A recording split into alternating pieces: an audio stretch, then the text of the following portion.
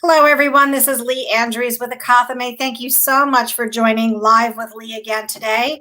And today I am exceedingly honored to have Lori Nitschke with us. She is the CMO, Chief Marketing Officer, and I hope I get this right, at GARP, which is a risk management organization.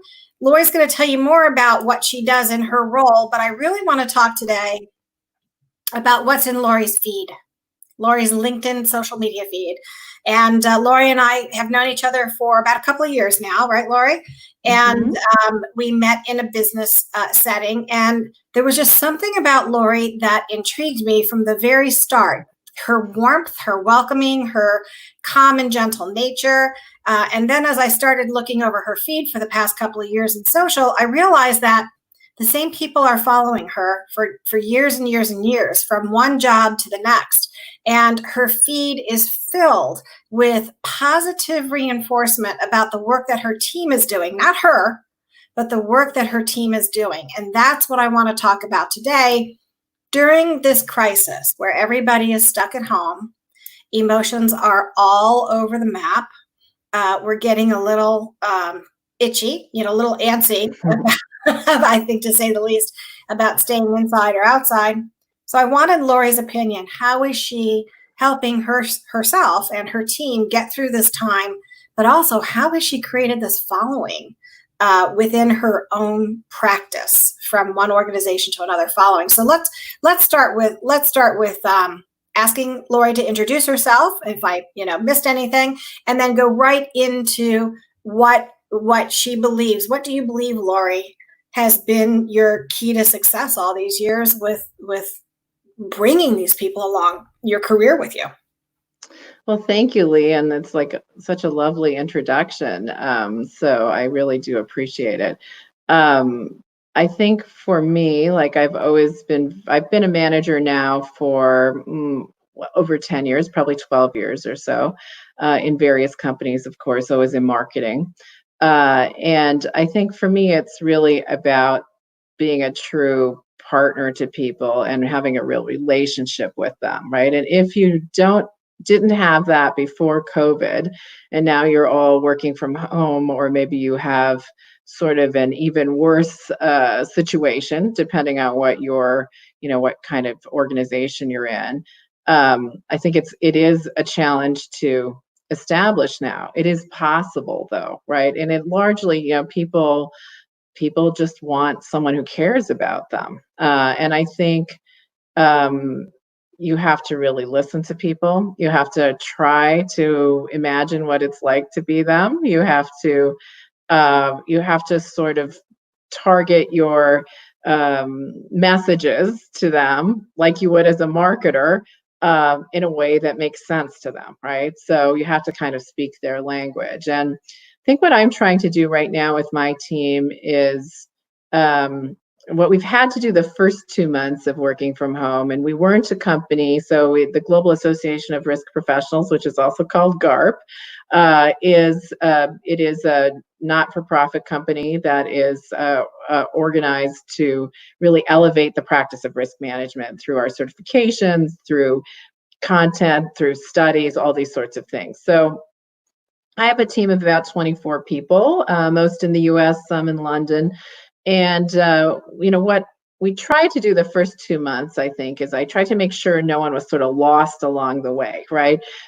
Try to work online as much as we could through Microsoft Teams and other things. And really, we had some big deadlines in these periods where people were all over the place. Some were going to stay with their families. We have a lot of people in New York City. A lot of them were sort of fleeing, including me. And so it was just a weird situation. We were always a work in the office company. We switched overnight to being a work from home company.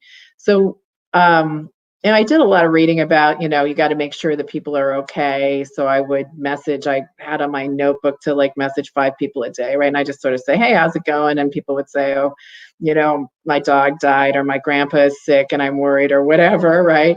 Or I'm doing okay. And some people would be like, it's the best thing that ever happened to me. I get to work from home. I'm so much more relieved. I'm working out, so a huge variety. So again, I think it's impossible to say, I'm going to have like this sort of plan, and I'm going to approach everyone exactly the same. It's always impossible to do that. It's now really impossible, right? And I think you have to treat them like individuals, even though they're a team, if that makes sense, and to really know what makes Cindy tick versus what makes Tom tick, or that Cindy has little children and how she manages to get through the day now is just a miracle, and Tom is living by himself and hasn't seen anyone for 3 months. And so what they need is very different. So I think you can still have your plan. You still need your plan. You still need to try to achieve what you need to achieve, but you need to approach people differently. Yeah. So what's interesting to me is that for some people, you would message them throughout the day. And Yes. other people, it sounds like you would not message them throughout the day.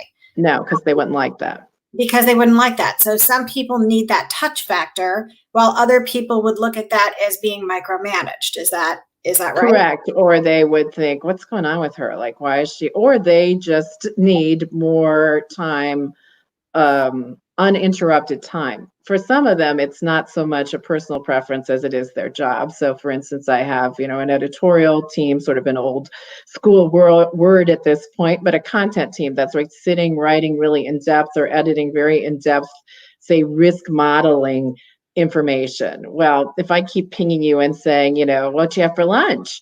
You are like, oh, there's like another interruption. I was like just on the verge of a breakthrough in this like giant thing I'm doing. So some of them, for some people, it's just that their job, I need to just let them come to me. For some, it's that's their personality, right? Or the way their preference, I guess, their work preference. I like to focus on that more than their personality. That they want their time alone, right? They have stuff they have to plow through. Other people really like to work collaboratively. I think luckily technology allows us to work in either way, right? I do feel that we use Microsoft Teams at work, that has worked quite well. Slack, other things like that, Microsoft or Salesforce Chatter, they can really, at this point in time, I see them really helping the way people work. Just out of curiosity, where are most of the conversations happening? Slack, Microsoft Team, or Salesforce Chatter? At work, they're at Teams. That's what we're using at GARP. At my old company, we use Chatter. I have used Slack with other groups that I work with. So I'm liking Teams. I think I'm sort of surprised at how much I like it. We're looking at adding new functionality I do like polls of people, asking them, hey, what would you like to learn about next, right? People vote. This time I've had to overrule people and say, well, I know no one wants to learn about this one thing, but we need to learn about it anyway. So, but I think coming back to like the following, like how do you have a following of people that you work with, not just a social media following? And, luckily I have a lot of my old team members are part of my social media following. And, I just had a call with one of them today to sort of check in with her and talk about some stuff. But I have in the past and now, I don't say it quite as overtly now for a lot of reasons. In this organization, I don't feel I need to. But in the past, I have said to people, our relationship will end up being more valuable to us our relationship to each other will end up being more valuable to us than our relationship to the company, right? Because like I know you, I think you're a go-getter. Someday I might work for you, right? So you take me along, right? You see, we want to work together. We'll find a way to work together. So I think don't underestimate that. I think that's an especially powerful message for younger generations. I'm a Gen X. I'm kind of I am a sort of really out of central casting Gen X of like, yeah, I've done it all. I've worked hard. I've picked up the slack of other generations, right? I guess slack will be my term of the day in various ways. But, I have always just plowed through, and I don't need a humongous amount of reinforcement or praise for that. Like I have my own internal benchmark. If I hit it, I give myself praise. But I think for a lot of say millennials or Gen X, Gen Z, it's the connection to people and to doing something together. And if you can start phrasing it for them that way, right? And the way we approach work is that we're kind of working, we're trying to achieve this thing together. I think they really respond to that. And that isn't just a marketing pitch, even though I'm sort of like a natural marketer, I guess. Like I think a lot of everything is marketing. I'm also a mother. A lot of that is marketing too. Wouldn't it be great to try this thing? But I think that for particularly millennials and maybe Gen Z who are more focused on, say, causes and doing good, right? Doing a good thing at work, doing well and doing good at work. I think that really is something that resonates with them. They're also very skeptical. They've grown up in this sort of nasty world to some extent of marketing, of bad politics, of other things that don't work maybe in our society as well as they once did or we thought they did. So I think when you are open with people and say, I think our relationship is what will survive all of this. It's the best thing that can come out of this. I think most people respond to that. Some people, it is a little too much, right? They're like, yikes, I just want to write my encyclopedia and go home, right? That's fine. Hey, I've got a whole bunch of other people who want more. I'll focus on them. So again, not to be like too female, but it does remind me of motherhood where, I only have one child, but you know that you do treat your children differently to some extent because they are different people. Yeah, I'm thinking that you made so many valid points, and I think the biggest one I'm hearing is that the relationship that you have with the people who you work with, the relationship that you have with the people that you report to, which is the C-suite, and the relationship of your peers.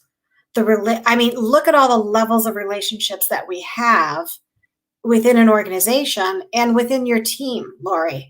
So as a leader, how do you set that expectation to say, one of the ways that I've always worked since day one has been to treat my employer as my customer. My bosses were always my customer. So that made the relationship based on whether or not you want to continue to support that person as a customer or not is really where the employment decision and relationship comes in.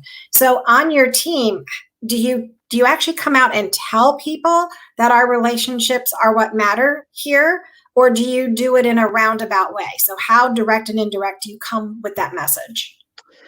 I would say in some teams I have said exactly what I said. I've said it usually to people individually, usually to people who I feel are two things, have lots of potential and are struggling, right? That usually pulls them out of this funk, or it helps them make a decision, right? Because sometimes the decision is, maybe this just isn't quite the right company for you. Like I often have, GARP isn't this case, but I've often worked in otherwise worked in B2B solely companies. And sometimes you do get a marketer who has great ideas, right? And they want to sell this advertising and do X and Y. And it's like, well, the B2B is a different beast, right? We're mostly really sales enablement. So not always the case anymore, but in the cases that I worked in this case. So sometimes it would help someone say, I think it would give them an opening to think about what they really wanted to do. Because now they knew they were in a place where they were valued or that they had a relationship that they could rely on, right? And so it wasn't so antagonistic. I think it's very easy, especially in corporations, to become very antagonistic, right? And so in some cases, I have said that overtly, not usually to the whole team. That's usually one I save for if a team is really not working out, right? Is like, come on, people, right? And it is almost never that you have a team where some people aren't close to each other, right?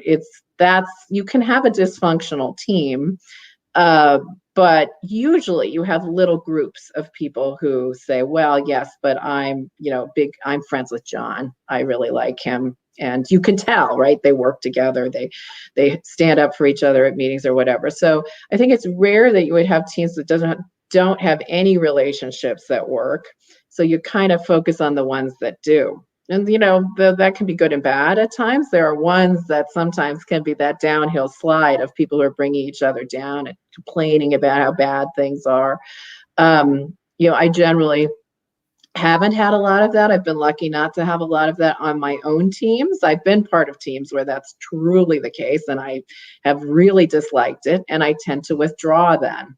But as someone who really does like people, if I'm not saying anything, if you're having a happy hour and I have a headache, this was in the old days, who knows what, we'll say a virtual happy hour and I can't come on, I am saying something to you, really. So yeah, I do think, I have very overtly said to people, yes, our relationship will survive this, right? So let's figure out on how that can work. I value you, even if you sometimes don't feel valued in some other way here. I value you. So let's figure out how we can make this work. And I have to say, really a lot of the time that solves a lot of problems, just saying that. So you're kind of disarming the argument, right? Yeah, and I'm saying, hey, I get things aren't always great, right? Maybe we don't have enough funding, let's say. I get that it stinks, right? I don't like that either. But you and I work great together, right? I think you're great. I know you're going places, right? So how do we get through this period? And then that starts to let people, I think, say, okay, well, at least my boss has my back. And then people start to say, well, if I went somewhere else, what if that wasn't the case, right? So they start to also, I think, I have had very good retention in my teams, and I think that's part of the reason. So that supportiveness, it sounds like supportive, direct. It doesn't, I don't think I'm hearing that you hold back. I think that the way that you communicate is kind and respectful, but you're still getting to that truth of the situation. Yeah, I do put a lot of effort. For instance, I know a lot of people hate performance reviews. You might be one, Lee. I don't know. A lot of people have stopped that. I actually like performance reviews. I feel it is the time that I always say it is your 1 hour with me that no one else can violate. It's very rare that I've had a case where I have not kept to the meeting we set and said, no, I'm not going to look at another thing that's coming in. I'm turning off my teams. Okay, so what is, here's how I think you're doing. I always do the positives first, because otherwise any normal person is really disarmed if you come at it. And there is something positive to say about everyone. It really is true.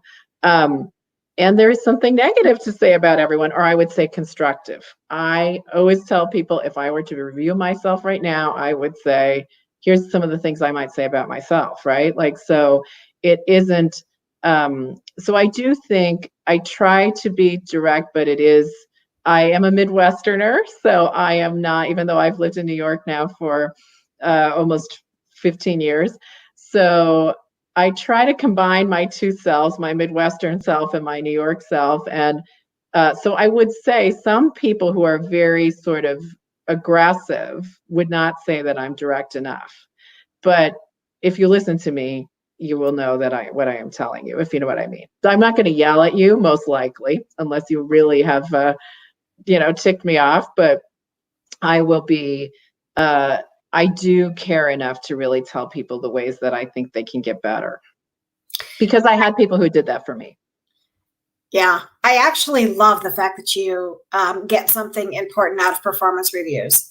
I like a well thought out performance review. Yes, a non-well thought out is not worth doing. Yes, or just one that's checking the box, right? That's actually something my company is very strong on, as we work with companies to improve their overall workforce, right? But performance reviews, that period is a missed opportunity.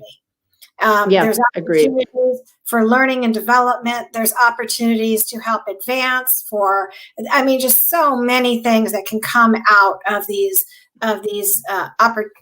meetings to learn about impact and the future, right? What we did in the past will impact what we are going to do in the future and what that person's role in is.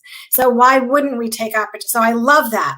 So, and that almost seems like that is the summation of the relationship that you have with the people that report to you is in that performance review, because you are constantly, that is where you set the bar, you set the expectation, you work towards that bar. And when you're at, point B, you evaluate how well did we do to get there and what do we need to fix to get further or keep doing better, right? Yeah, and I think, it is,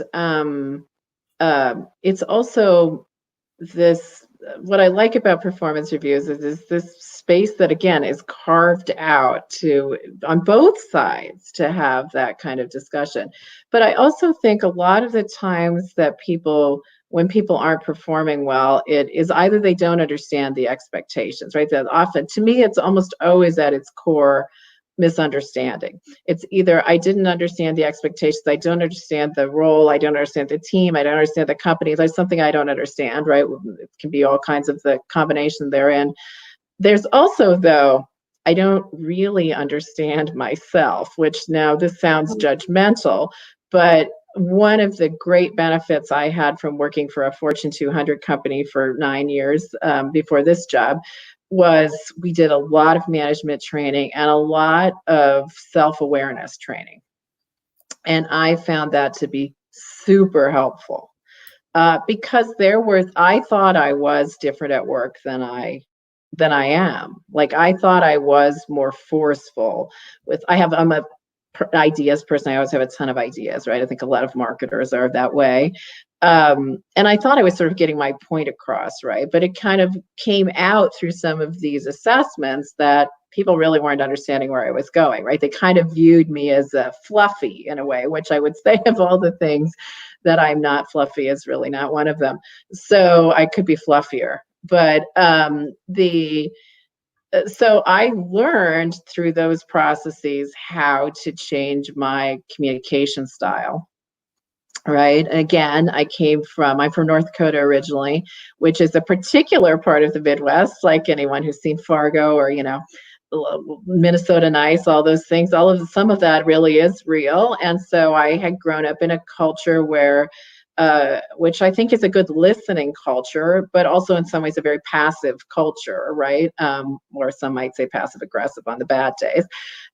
So I was just used to behaving that way, right? I was used to sort of saying, well, you could do that, which means no, right? But in New York, no one understands what that means. So you have to just say, I really wish you wouldn't, right? And even that might not be, you might have to say, no, yeah, absolutely not, right? So it is, so a lot of, I think a lot of work issues at times are really perception issues and just, we all come from different cultures. If you're in a good company, in my mind, a mix of people is always the best. I've been very fortunate. All of my employers have had a really good mix of people. I have a great mix of people in all kinds of ways at GARP. And so I think it's just really like realizing that the way you communicate sometimes is just like, going over someone else's head. They have no idea what it is you're trying to tell them. Because they think you're nasty or, whatever, depending on what your culture is. So I do think, I think you have to know yourself as well. And if you don't know that, if you've never gone through those sorts of trainings, and Lee, I'm sure you know many more than I do, but there are lots of online ones you can do. I'm going to do more of that with my own team as well, my new team too. I just think it's super helpful. It really makes it makes it a lot easier because now you know kind of what to work on, and you will find it isn't just something that's affecting you at work. it's actually everyone that can't figure out what it is you're trying to say in this when you do this particular thing, or when you get frustrated really easily.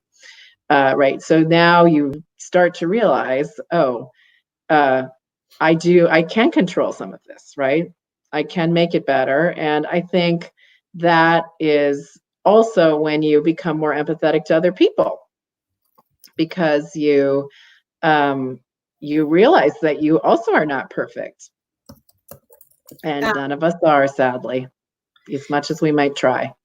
yeah, no kidding. So I'm hearing clear objectives, good communication, feedback and performance, self-awareness, learner and listening are all what I would say is summing up what your management style is that you're touching on every one of these things that make you you. Yes, I think the other thing I would say is that you are the most effective manager when you are managing something you really know. And now that is not to say that you shouldn't take new. That's saying quite a lot there, Lori. I know I am maybe messaging something there. Some people do get into roles where they actually really don't know the subject very well, right? Now, I am relatively new CMO at my company too. There are things I need to know more about the company. I am still learning. Unfortunately, COVID has stunted my ability to meet clients, which is a bummer, right? That was really something that I was looking forward to, and was lucky to meet some before all of this happened. But this really, we had to cancel our convention. Most people have had the same bad experience, but I was really hoping to meet more people, because that would really help me inform better what I think we should do. But I'm lucky that I have had also very good role models through much of my career, and that I feel that I understand the breadth and depth of marketing very well, and that if I have a gap someplace, I almost always know enough about what it's like to manage email marketing or events or design, that I can wade in and kind of help out and straighten it out when it's not working right. And I still have some of that to do, to be honest, and always is the case. But I think if you are thrown into a job where you don't know much about what your team does, or maybe you had to do a lateral move, right? You were the COO and they made you the CMO because they didn't have anybody. And I would guess maybe at this time in history, when companies are trying not to fill maybe as many positions, that might be the case, right? Some people might be taking on another role. Then I think it becomes even more important to be a good listener and to develop your relationships with your team, because otherwise there's no way that they're ever going to tell you what's happening. And if you don't know enough to figure that out yourself, now you're really going to be at a disadvantage. So I do think there is, in addition to sort of a human element of trying to be a good partner to people, which is how you have the client view, I have the partner view. Usually I want to be a good partner to people, or they're a good partner to me. But I think there's also a real business imperative for it, right? If you can't figure out what your team is doing and they won't be honest with you, then, well, it's because they don't trust you. That's the only reason. Right. Or they're trying to get rid of you, right? So you have to you have to really build relationships with them to do your job. So this half hour has gone by so super quickly. Yes. Super quickly. And I can't thank you enough for all of your time and your insight. And you've provided plenty of gems here to sum things up, just in a yes or no fashion. Lori, is everybody cut out to be a manager? No. What about, is everybody cut out to be a leader? Yes, I think so. There's lots of ways to be a leader. And so even as individuals, yes, contributors, a strong individual contributor can be a leader. Yes, I couldn't agree with you more. I have been saying that for decades. And it's good to hear you say that, because that's exactly how I believe management happens, is that when you're talking about managing to the individual, it's what do they want to be? What do they want to do? How can I help them get there? And as managers and leaders, I think it's a responsibility to set people up for the future, not to hoard them or keep them selfishly because they are superior at what they do. It's the legacy that we leave behind as a manager and a leader are the talent that you create to keep this world moving forward. Exactly. Yeah. And that is, I think, especially as one grows in their career and in their life, that I find is more and more what I want to do is set up the next generation to do well. And I know sometimes people, complain about generations under them. They're just not like we were. In some ways they're not, but they're all great too, right? They will do great things, but they do need that help. Yes. Of how do I get there? Because they don't know. And I didn't know either when I was Right. at that stage in my career. Yep. Well, thank you so very much, Lori. And you got Michelle Oldham is a big fan of yours. I love Michelle. She says, Lori, you are an amazing leader. So That's very nice of her. Yes. So thank you again. We may have to do this again because I have like all these other questions to get through.